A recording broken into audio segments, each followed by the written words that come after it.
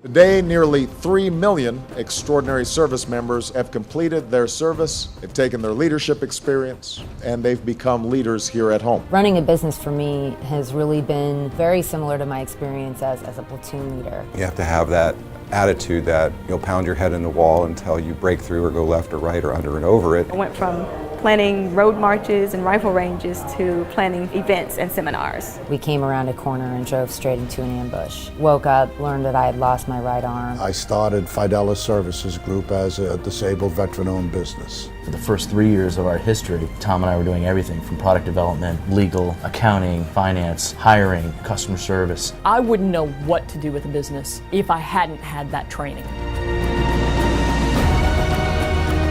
I was injured the way that I was either going to let that accident determine the course of the rest of my life, or I was going to overcome. Think about becoming a veteran the very day that they become a soldier. You need to learn about how bureaucracies work, what is available, what's the job market really look like, should I buy a franchise? You can find a lot of data about your target demographic online for free. I use the census data to find a certain age range concentrated in the neighborhood. We're in the dawn of a new age of specialization. Be really good in your space and your niche and find those who need you, and they'll find you as well. Have your elevator pitch, knowing what it is that you want to do. If somebody asks, how can I help you? You want to be able to have an answer to that. And the SBA offers a program called the Patriot Express loan. You can shoot a video and have it posted right now to YouTube and Facebook and let people know, hey, here I am. Here's what I'm doing. There are a number of different ways that you can help people find your products and services. One is through search engine optimization,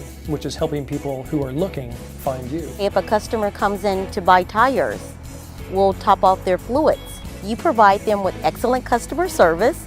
They're going to come back and get their oil changed with you. Find out what's important to them and then make that important to you. The first question I ask a candidate is, how does this job really fit into ultimately your career path? People coming into my shop, if I see they have a certain level of expertise or a real big level of enthusiasm, I start asking questions and kind of say, hey, if you're interested, we're looking for somebody. You can reward and incentivize employees to refer people. The 26 federal agencies put out what's called RFPs, requests for proposal. To get a contract with the government takes an average of 19 months. If you don't have 2 years to wait around, a great way to start is to market to companies who are doing business with the government. Networking opens doors. Get curious about the people that are in the room with you. And next thing you know, you're going to find out that that person has an industry or a need that matches your company. I was on an airplane and I was talking to the fellow sitting next to me.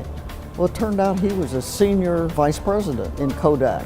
You got to join an organization. You'll find someone within there to get you that professional technical assistance. One of the challenges is estimating appropriately what you need. A lot of times there are different industry associations. They can often tell you how much sales you can expect to have per square foot. You have to know daily, what do you have in the bank? What needs to leave the bank? Who do you have to pay? And what is coming in? There's plenty of programs out there about veteran entrepreneurship, schools that you can go to, franchises that give discounts. The Department of Veteran Affairs partnered with Midas, which allowed me to not pay the entire franchise fee. When you're in the Marine Corps, at times you're living out of a fighting hole for a month at a time. RPGs came through the front of my vehicle, went right through my shoulder. We were exposed to Agent Orange. One of our greatest threats to our national security is an underperforming economy. And there's no better way to shore up the economy than to have thriving small business. It rests with us because we can't rely on anybody else to make it happen. 30% or more of veterans in the labor market today are self-employed small business owners. We employ millions and millions of Americans. Use that autonomous culture that was embedded in you from day one, that idea of commander's intent. That commander's intent now is your best interest. Give your business its all because collectively we can all make a difference.